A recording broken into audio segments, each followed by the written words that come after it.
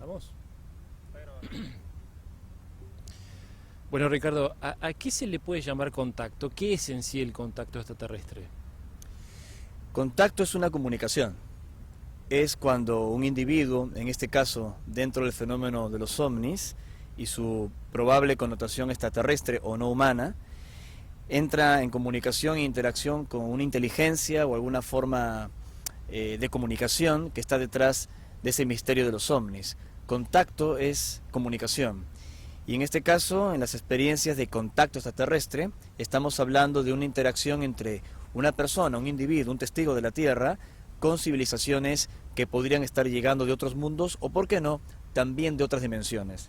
¿Y eso significa que la persona que tuvo un contacto casual ya es un contactado o para ser un contactado ya se requiere otro tipo de situaciones? Me es un poco difícil definirlo. Me imagino que una persona que está conduciendo el coche en alguna ruta aquí en el Uruguay, de pronto ve una neblina muy brillante y tiene un tiempo perdido, un missing time, como dicen los investigadores en los Estados Unidos, y luego a través de hipnosis recuerda que estuvo en un aparato con un grupo de criaturas, como ocurrió por ejemplo en los años 60 con el matrimonio Hill. Me imagino que lo habrán tratado en tu programa. Pues bien, ese fue un contacto, fue algún tipo de interacción, pero para mantener el contacto creo que hay otros elementos a tener en cuenta. Me atrevería a definir la experiencia del matrimonio Hill y casos similares como un contacto eventual o un testigo que vivió una experiencia extraordinaria, pero ya el término de contactado creo que involucra una relación a través del tiempo. ¿Y qué es lo que se pretende o qué es lo que se debe tener para mantener un contacto a través del tiempo? Debo aclarar que la palabra contactado para mí es muy compleja y de hecho hasta manoseada y tiene una connotación pomposa. Tal vez para las personas que están viendo esta nota aquí en este lindo parque en Montevideo, les puede resultar una palabra hasta religiosa o de una persona elegida. Por eso a mí personalmente no me gusta el término contactado. Yo me considero un testigo, a pesar que mi experiencia de contacto en mi país de origen, en el Perú, se ha mantenido a través del tiempo. Así que para mantener ese contacto a través del tiempo, si bien es cierto, hay una preparación, hay varios elementos que involucran la dinámica y el balance y el equilibrio del sujeto que está en comunicación con estos seres, también son estos seres los que tienen una gran decisión de que ese contacto se mantenga. Mencionaste el matrimonio Hill. ¿Qué antecedentes o qué tipo de contactos te llamaron la atención a vos o que te parecen llamativos a lo largo de la historia, de posibles contactos extraterrestres? Hay muchos casos de encuentros cercanos que me han precedido. Obviamente, aunque tengo más de 20 años de estar viviendo estas experiencias de contacto, tanto en el Perú como en otros países, hubo grandes testigos que me precedieron. En el caso de Perú podríamos hablar de, en este orden, ¿no?, de Vlado Kapetanovich, un ingeniero de origen yugoslavo que peleó la Segunda Guerra Mundial y fue el primer contactado peruano en hablar de los extraterrestres de Apu. Esto en 1960. Este contactado fue que se hizo muy famoso en mi país cuando anunció un terremoto que iba a ocurrir en la localidad andina de Yungay, en la provincia de Ancash. No le dieron mayor importancia, pensaron que era una fábula y sin embargo el terremoto ocurrió y hubo decenas de miles de muertos, lamentablemente, con ese terremoto que generó un desprendimiento del Huascarán, la montaña más alta de los Andes peruanos, y que sepultó Yungay y otras localidades. 10 años más tarde, en 1970, otro ingeniero de origen peruano, Carlos Beleván, tuvo encuentros cercanos con seres que él sostenía provenían de Sirio. Carlos Beleván participaba del IPRI, el Instituto de Relaciones Interplanetarias, que fundó uno de los más grandes investigadores de la temática OVNI en Latinoamérica, como José Carlos Paz García Corrochano. Y todos ya conocen en Uruguay la historia de sus hijos, Carlos y Sisto Paz Wells, que 4 años más tarde de la experiencia de Carlos Beleván y 14 años más tarde de la experiencia con los apunianos de Vlado Kapetanovich, inician uno de los encuentros cercanos grupales más importantes de todos los tiempos, como fue el Grupo Rama, hoy disuelto como organización. Y hay otros casos más de la ufología mundial, pero te he citado aquí lo que ha ocurrido en mi país, en el Perú. Yo soy uno de tantos y siguen ocurriendo casos extraordinarios en tiempos más recientes. Mencionaste seres de Apu. Viste que esto es bastante discutido. ¿qué garantías hay de que el extraterrestre o el supuesto extraterrestre, ser que se contacta contigo o con otras personas, es quien realmente dice ser? ¿Cómo se llega a tener una garantía sobre eso? Ninguna. No hay ninguna garantía a mi juicio, de tener todas las fuentes de información frente al contacto y saber que lo que estás viendo y lo que está ocurriendo es tal cual ellos te lo presentan. Yo personalmente estoy convencido de la naturaleza positiva, ética, moral de los seres que están en contacto con nosotros.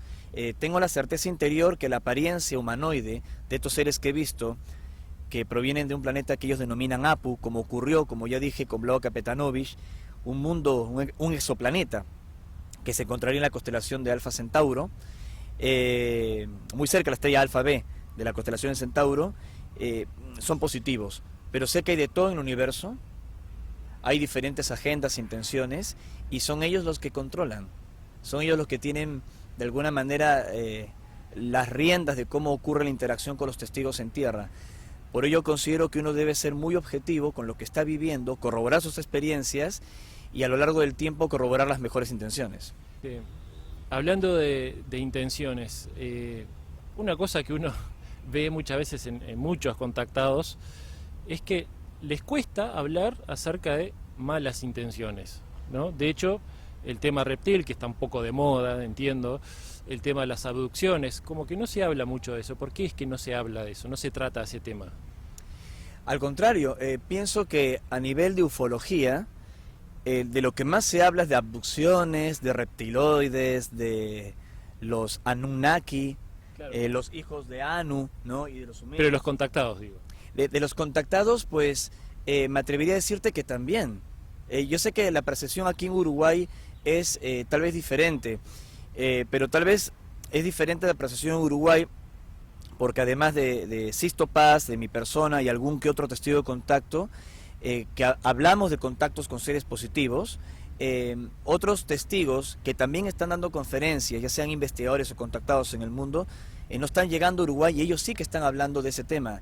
Yo viajo a 23 países al año, participo de muchos congresos y te puedo garantizar que lo que más se habla es de abducciones, de este tema reptil, de cosas tenebrosas en torno al contacto extraterrestre que no comparto. Si bien es cierto, hay de todo en el universo, ya lo dije, se ha exagerado tanto ese tema tenebroso que parece que se hubiese puesto de moda.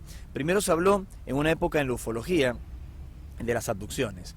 Las abducciones pasaron de moda, se empezó a hablar de chupacabras. Ahora el chupacabras pasó de moda y se está hablando de los Anunnaki, ¿no? Los hijos de Anu, los dioses sumerios, que tienen esclavizada a la humanidad. Y esto pasará de moda y entrará otro tipo de tema.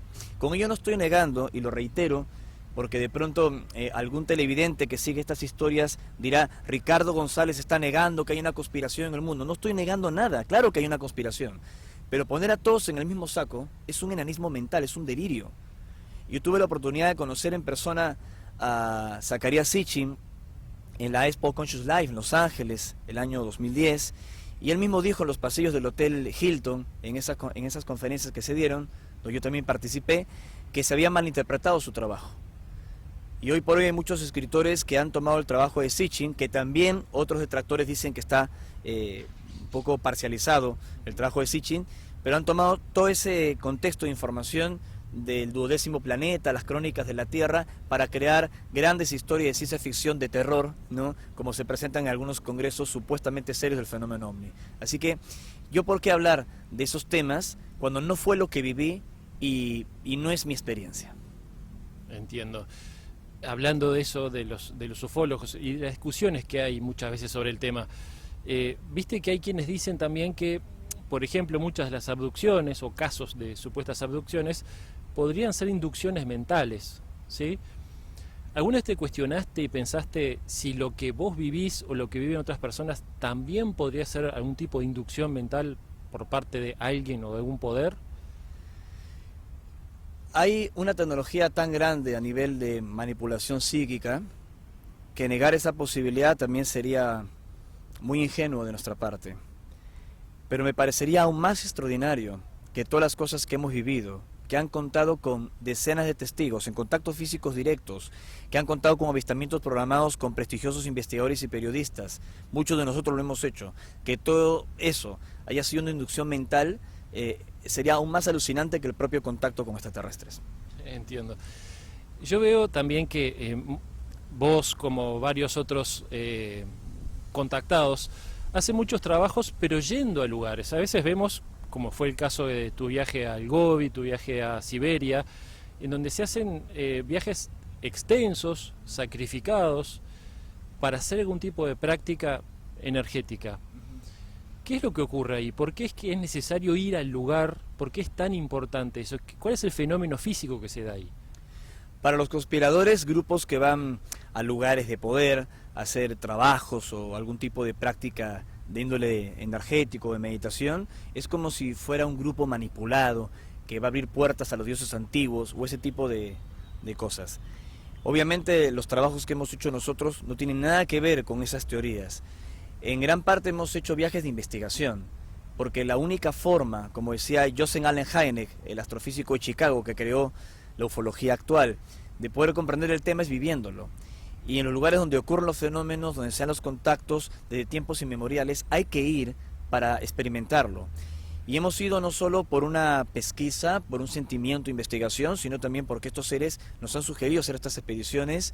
A mí me ha tocado estar en lugares de la India, del desierto de Gobi, o recientemente en las montañas de Siberia, en Rusia, donde grupos de contacto habitualmente nunca han ido.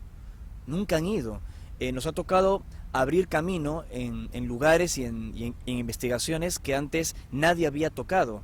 Y justamente las pudimos abrir porque llegamos a esos enclaves que no habían sido visitados, al menos desde esta perspectiva de investigación ufológica. Y reitero, no solo fue investigación, tuvimos sólidas experiencias de contacto, las evidencias están, hemos mostrado las fotografías, los testimonios, y creemos que es parte de recuperar la memoria, Henry, recuperar quiénes somos. Está bien, eso se entiende y es lógico. El tema es que muchas personas, yo te estoy transmitiendo muchas inquietudes de muchas personas, ¿no? Muchas personas dicen, pero ¿y qué es lo que ocurre energéticamente? ¿Qué es lo que ocurre cuando un grupo va, y mencionaste recién que se abre el camino? ¿Qué es lo que sucede ahí realmente? Cuando uno va a un lugar que tiene una marcada magia, no sé cómo explicarlo racionalmente para que la gente que esté viendo el programa lo pueda entender, pero podría citarte uno de los casos más alucinantes que me ha ocurrido, que fue el viaje a Mongolia, el 2007.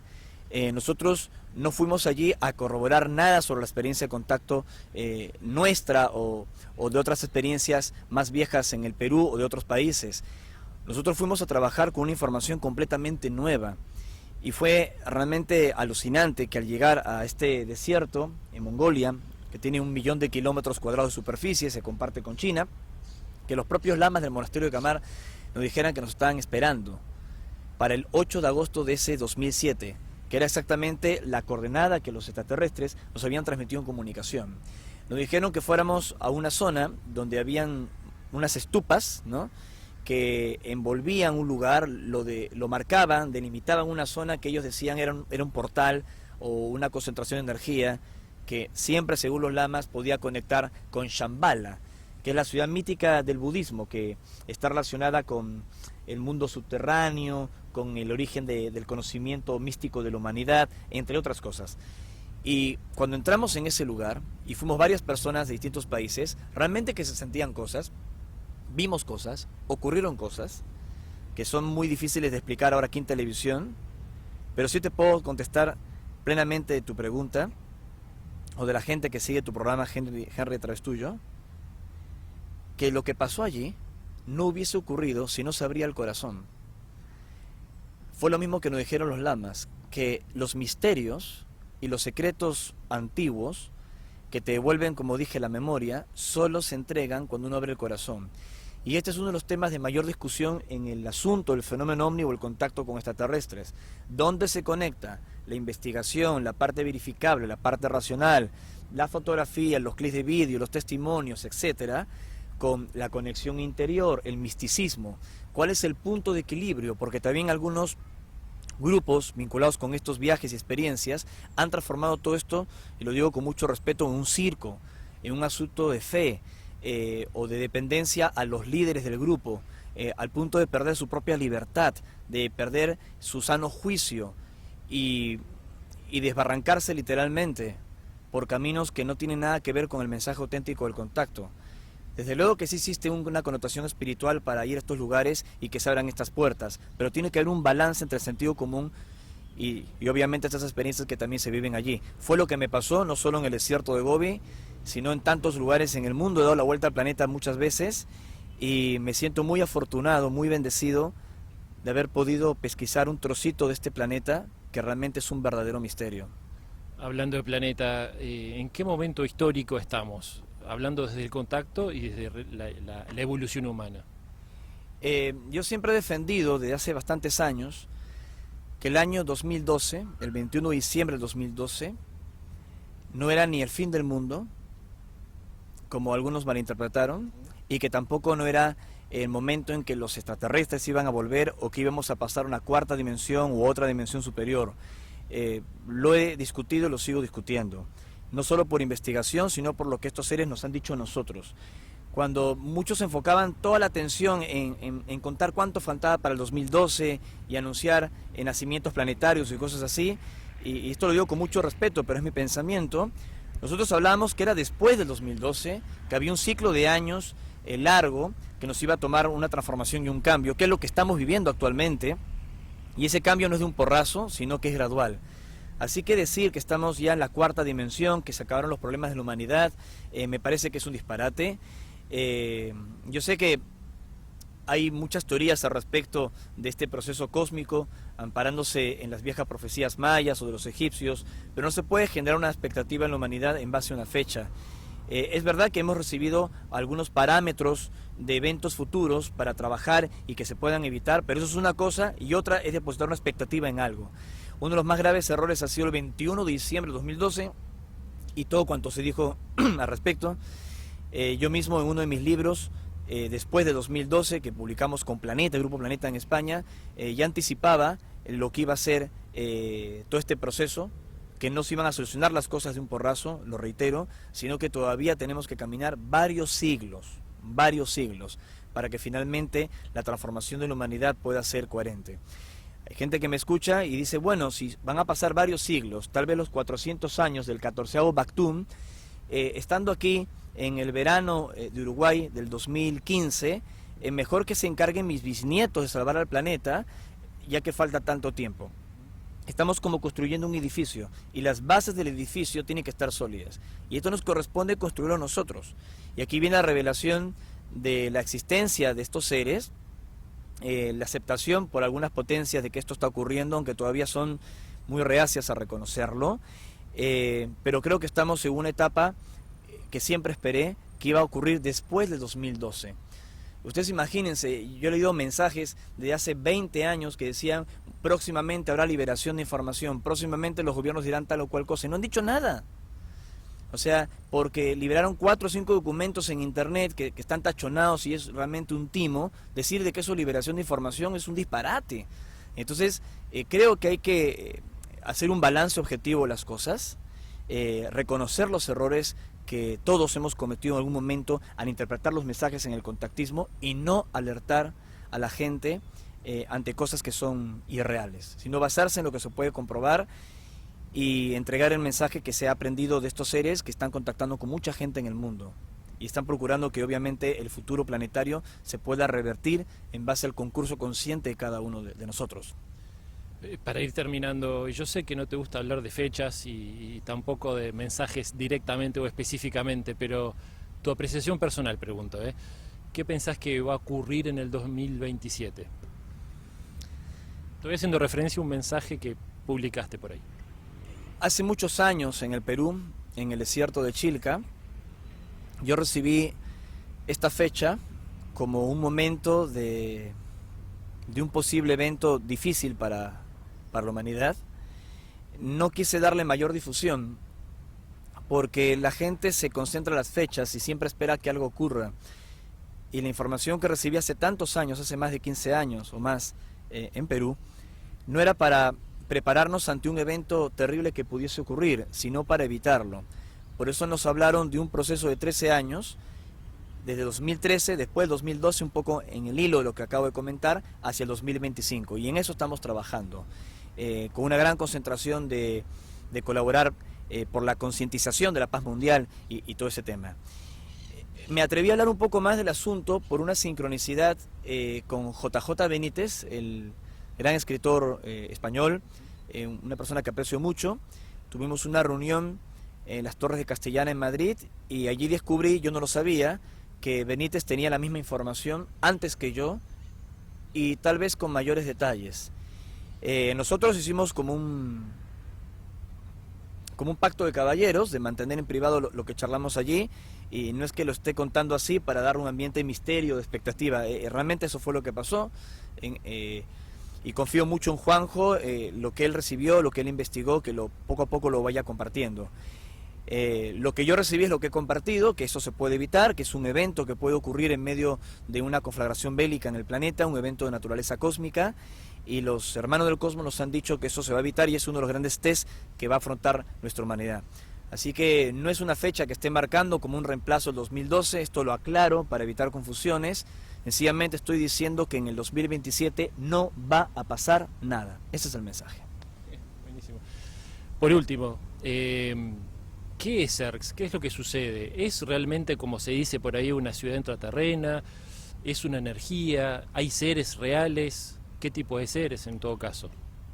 ERCS es un nombre simbólico que atesora una información muy importante de una presunta ciudad intraterrena bajo el Cerro Uritorco, que se hizo muy famosa por culpa del profesor Guillermo Alfredo Terrera, que empezó a escribir sobre el asunto en los años 70, si mi memoria no me traiciona, especialmente por el hallazgo de un objeto de poder discutido, polémico, como fue el bastón de mando, que se encontró en los años 30 en el Cerro Uritorco por un profesor de escuela, Orfelio Ulises Herrera, un bastón de basalto, ¿no? Roca volcánica vitrificada.